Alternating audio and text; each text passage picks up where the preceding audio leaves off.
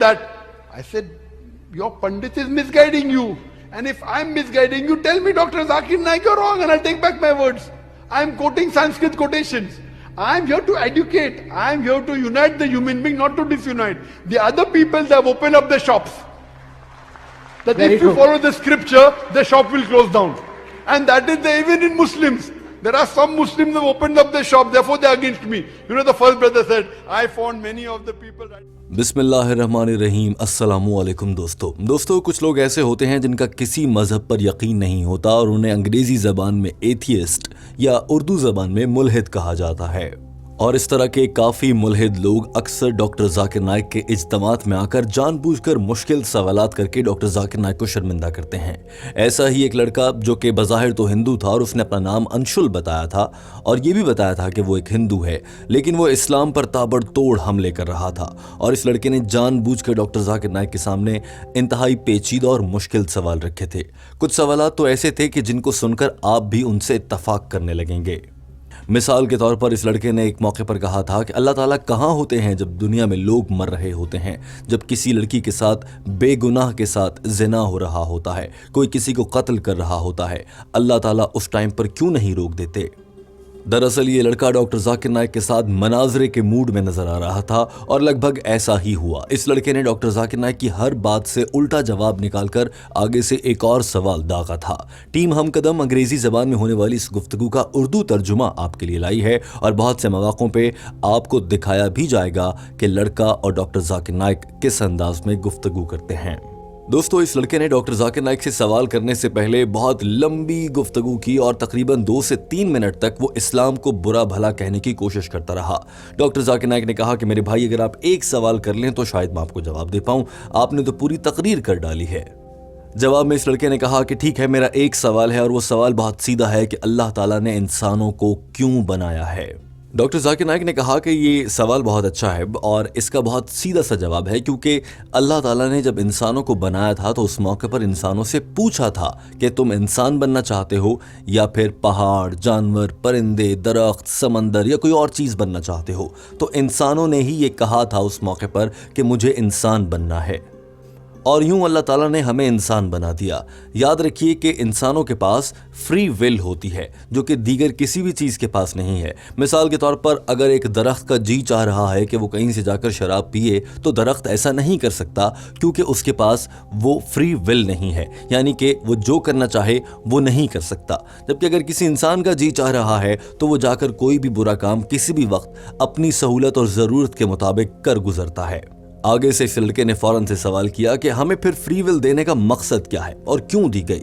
Doctor Zakir Naik ने जवाब दिया कि इसका मकसद अल्लाह ताला की जानिब से हमारा इम्तिहान लेना है और जो लोग अल्लाह के फरमाबरदार रहेंगे वो इस इम्तिहान में कामयाब और जो नाफरमान होंगे वो नाकाम होंगे और वो जहन्नुम में जाएंगे। मिसाल के तौर पर अल्लाह ताला ने फरिश्तों को फ्री विल नहीं दे रखी है, लेकिन वो इंसान जो फ्री विल होने के बावजूद यानी कि गुनाह करने की सख्त सहूलियात, हालात और ताकत के बावजूद गुनाह नहीं करता, वो शख्स फरिश्तों से भी अफजल है, क्योंकि उसके पास ताकत थी कि वो गुनाह करता, मगर अल्लाह के हुक्म की वजह से उसने वो गुनाह नहीं किया।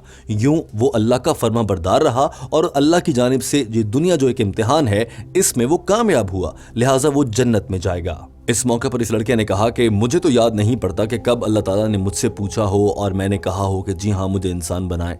डॉक्टर जाकिर नाइक ने कहा कि ये बात क़यामत के रोज़ हर इंसान मानेगा और ये बात कुरान मजीद में भी लिख दी गई है और कुरान मजीद में एक मौके पर फरमाया गया है कि हम बेवकूफ़ थे कि हमने इंसान बनने और फ्री विल हासिल करने का फ़ैसला किया और क़यामत के दिन हम सबको ये याद आएगा। उसके बाद इस लड़के ने फ़ौरन से सवाल दाग दिया कि अगर अल्लाह ताला ने इम्तिहान लेना ही था तो हमें इतने दर्द से और तकलीफ़ से क्यों गुजारता है। कभी कहीं पर किसी लड़की के साथ जिनसी ज़्यादती होती है, उसका इम्तिहान हो रहा है, कोई शख्स बहुत गरीब रह जाता है, उसके पास रोटी खाने के पैसे नहीं होते। ये कैसा इम्तिहान है जिसमें इतने दर्द से गुजरना पड़ता है। जवाब में डॉक्टर जाकिर नाइक मुस्कुराए और एक मिसाल देते हुए कहा कि आज के दौर में अगर ये मान लिया जाए कि डॉक्टर बनना सबसे मुश्किल है और MBBS की मोटी मोटी किताबें पढ़ना मुश्किल है, تو بڑی کامیابی کے لیے یعنی کہ ڈاکٹر بننے کے لیے یعنی امتحان میں کامیاب ہونے کے لیے زیادہ قربانی دینا ہوگی, زیادہ محنت کرنا پڑے گی, زیادہ درد سے گزرنا پڑے گا, تبھی آپ ڈاکٹر بن سکتے ہیں. اور دوسری جانب وہ لوگ جو پڑھتے نہیں ہیں, آوارہ گردی کرتے ہیں, وہ آسانی میں رہتے ہیں, وہ کھیلتے کودتے ہیں, وہ درد سے نہیں گزرتے, تو ان کو پھر اچھا صلہ بھی نہیں ملتا. لہٰذا اگر جنت میں جانا ہے تو درد سے یعنی کہ امتحان سے تو گزرنا پڑے گا, جیسا کہ زندگی کا اصول ہے. اور ڈاکٹر ذاکر نائک نے کہا کہ یہ امتحان بہت ہی کام کی چیز ہے, کیونکہ اس کے بدلے میں اللہ تعالیٰ ہمیں بہت بڑے انعام سے نواز سکتا ہے, اور جو امتحان میں ناکام ہوگا اسے بہت بڑی سزا مل سکتی ہے. ڈاکٹر ذاکر نائک نے اس لڑکے سے اس موقع پر سوال کیا, اگر میں کہوں کہ آپ کو 2 سیکنڈ کے لیے کوئی درد سے گزرنا پڑے گا, 2 سیکنڈ کے لیے وہ درد برداشت کر لیں, اور اس کے بعد پوری زندگی میں جو مانگو گے وہ ملے گا, جو کچھ مانگو گے, حتیٰ کہ تم یہ کہو گے کہ آج کے بعد ایسا درد نہ دیا جائے, وہ بھی نہیں ہوگا, لیکن صرف 2 سیکنڈ کے لیے درد سہنا ہے اور اس کے بعد زندگی آسان ہو جائے گی, تو کیا تم وہ درد سہ لو گے؟ جواب میں اس لڑکے نے فوراً سے کہا, جی ہاں میں سہ لوں گا, کیونکہ اس 2 سیکنڈ کے درد کے بعد تو زندگی ساری آسان ہو جائے گی. ڈاکٹر ذاکر نائک نے مسکراتے ہوئے کہا, ہاں ایسا ہی ہے یہ زندگی. دراصل عام طور پر اگر آپ دیکھیں آپ کے والد اور آبا و اجداد, ان کی اوسط عمر تقریباً 50-55 سال ہوتی ہے. آپ کی بھی اتنی ہی ہو سکتی ہے, اللہ آپ کو لمبی عمر دے, لیکن اتنی ہی ہو سکتی ہے. تو اس زندگی کے 50 سال امتحان میں یا درد میں رہنا, جو روز آخرت کے بعد شروع ہونے والی زندگی ہے, دائمی زندگی ہے, وہ اس کے مقابلے میں بہت لمبی ہے. اور دنیاوی زندگی کا اگر موازنہ کیا جائے تو یہ تقریباً 2 سیکنڈ سے بھی کم کی زندگی ہے. تو دنیاوی زندگی کے 50 سال میں تھوڑا سا درد اٹھا لینا, جو کہ اصل زندگی کی جو کہ دائمی زندگی ہے اس کا صرف 2 سیکنڈ جتنا بنتا ہے, اس سے بھی کم بنتا ہے, تو یہ تو گھاٹے کا سودا نہیں ہے. اسی لیے انسان کو کہا گیا ہے کہ اس دنیا میں امتحان سے گزر لو. یہ لڑکا اس بات پر بھی کچھ حد تک مطمئن نظر آیا. دوستو ویڈیو کو آخر تک دیکھیے, کیونکہ اس کے بعد اس لڑکے کے ساتھ بہت دلچسپ صورتحال پیدا ہونے والی ہے. اس لڑکے نے فوراً سے یہ سوال کر دیا کہ اچھا یہ سب تو ٹھیک ہے, مگر جس وقت کوئی جرم ہو رہا ہوتا ہے, مثال کے طور پر ایک شخص کسی شخص کا قتل کر رہا ہے اور وہ ناحق اس کی جان لے رہا ہے, اس موقع پر خدا کہاں ہوتا ہے؟ اس موقع پر خدا آ کر قاتل کو روک کیوں نہیں دیتا؟ جواب میں ڈاکٹر ذاکر نائک نے کہا کہ یہ بھی بہت اچھا سوال ہے, لیکن جس موقع پر یہ سب کچھ ہو رہا ہوتا ہے, خدا یعنی کہ اللہ تعالیٰ وہ سب کچھ دیکھ رہا ہوتا ہے, اور اللہ تعالیٰ کے پاس مکمل یہ طاقت اور اختیار ہے کہ اس کو وہیں پر روک دے. لیکن یہ دنیا ایک امتحان ہے, قاتل کا بھی اور مقتول کا بھی. اگر مقتول ناحق قتل ہوا ہے تو اللہ تعالیٰ اس کی بخشش فرمائیں گے اور وہ ایک دن جنت میں جائے گا, اور اگر قاتل نے ناحق کسی کو قتل کیا ہے, جرم کیا ہے, تو وہ شخص جہنم میں جائے گا. جس موقع پر وہ اس کو قتل کر رہا ہوتا ہے, اس موقع پر اللہ سب دیکھ ضرور رہا ہوتا ہے, اللہ روک بھی سکتے ہیں, مگر اللہ ایسا نہیں کرتے, کیونکہ وہ امتحان جاری ہوتا ہے, امتحان کا موقع ہوتا ہے. جیسا کہ عام زندگی میں ایک بچہ امتحان دے رہا اور وہ پیپر میں کویسچن آئے کہ 2+2 4 ہوتے ہیں یا 5 ہوتے ہیں, اور بچہ جواب میں اس کو 5 لکھ دیتا ہے, یعنی کہ 2 + 2 5 ہو جاتے ہیں, یہ جواب غلط ہے. اور جو نگران ٹیچر وہاں پر دیکھ رہا ہے, وہ اس موقع پر بچے کو روک کر نہیں بولے گا کہ تم امتحان میں یہ غلطی کر رہے ہو, یہ 2 + 2 4 ہوتے ہیں, 5 نہیں ہوتے. امتحان کے بعد جب نتیجہ آئے گا پھر پوچھا جائے گا. اسی طرح سے یہ دنیا 2 سیکنڈ کا ایک امتحان ہے, جس میں جو ہو رہا ہے اللہ دیکھ رہا ہے, اللہ اس کو روکنے کا اختیار بھی رکھتا ہے, مگر نہیں, کیونکہ جب روز محشر پر امتحان کا نتیجہ نکلے گا, تب سب کے اعمال سامنے آئیں گے, تو تب بتایا جائے گا. اور اس جواب کے بعد اس لڑکے کے ذہن میں ایک اور انوکھا سوال آ گیا. اس لڑکے نے کہا کہ لیکن اللہ تعالیٰ کو تو سب کچھ پتا ہوتا ہے, تو اللہ تعالیٰ ہم سے امتحان لیتے ہی کیوں ہیں؟ اللہ تعالیٰ کو معلوم ہے کہ مسٹر فلاں گناہ گار آدمی ہے اور اس کو جہنم میں ڈالنا ہے, مسٹر فلاں اچھا آدمی ہے, اس کو جنت میں جانا چاہیے, کیونکہ اللہ کو تو سب کچھ پہلے سے معلوم ہوگا ہمارے بارے میں بھی. اسی طرح سے اللہ تعالیٰ کو جب سب معلوم ہی ہے تو پھر اس امتحان کی ضرورت ہی نہیں رہتی. اس لڑکے نے کہا کہ استاد کوئی بھی ہو وہ اس لیے امتحان لیتا ہے کیونکہ اس کو پتہ نہیں ہے کہ کس طالب علم کی صلاحیت کیا ہے, لیکن اللہ تعالیٰ کو تو سب انسانوں کے بارے میں سب کچھ پتہ ہے, تو اللہ کو امتحان لینے کی کیا ضرورت ہے؟ یہ سوال بھی اس لڑکے کا بہت چبھنے والا اور دماغ میں اترنے والا تھا. ڈاکٹر ذاکر نائک مسکرائے اور انہوں نے کہا کہ یہ سوال بہت دلچسپ ہے, لیکن ذرا سوچئے اس کلاس روم کے بارے میں. مثال کے طور پر 5ویں جماعت کا امتحان ہے اور ٹیچر امتحان لیے بغیر, بچوں کو ایگزامینیشن پیپر دیے بغیر کہہ دیتا ہے کہ تم اور فلاں یہ پاس ہیں اور باقی فیل ہیں. کیا بچے وہ نتائج مان لیں گے؟ اسی طرح سے اللہ تعالیٰ کو سب کچھ معلوم ہوتا ہے کہ فلاں انسان بڑا ہو کر یہ جرم کرے گا اور فلاں انسان بڑا ہو کر یا آج سے اتنے سال بعد یہ بڑا جرم کر رہا ہوگا، لیکن اللہ تعالیٰ اس کو اس سے پہلے تو سزا نہیں دے سکتے، کیونکہ قیامت کے دن یا کسی بھی موقع پر وہ شخص اعتراض کر سکتا ہے کہ میں تو اچھا تھا، مجھ سے امتحان تو لے لیتے، مجھے دیکھ تو لیتے، پھر اس کے بعد مجھے جہنم میں ڈالا جاتا۔ یعنی کہ ایک استاد بچوں کا امتحان لیے بغیر کچھ کو پاس کچھ کو فیل کر دیتا ہے تو پاس ہونے والے تو خوش ہو جائیں گے، اسی طرح سے اللہ تعالیٰ اگر امتحان لیے بغیر ہم میں سے کچھ کو جنت میں بھیج دے گا تو جنت میں جانے والے تو خوش ہو جائیں گے، مگر جہنم میں جانے والے اٹھ کے کھڑے ہو جائیں گے کہ ہم نے تو فلاں جرم ہی نہیں کیا، آپ نے کس بنیاد پر نتیجہ نکال لیا کہ ہم مجرم ہیں اور ہمیں جہنم میں جانا ہے۔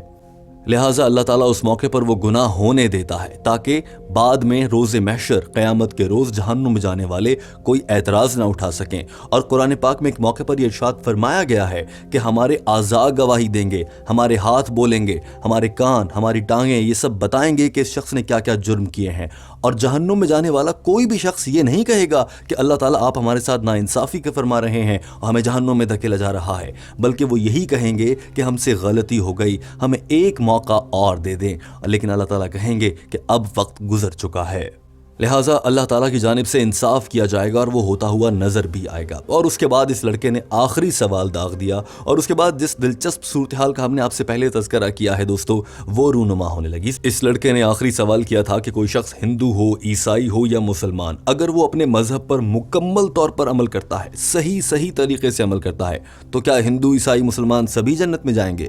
ڈاکٹر ذاکر نائک نے کہا کہ یہ بھی بہت اچھا سوال ہے، اور صرف اسلام قبول کرنے والے لوگ ہی جنت میں جائیں گے، کیونکہ اسلام کا معنی ہے اپنی رضا کو اللہ کے سپرد کر دینا۔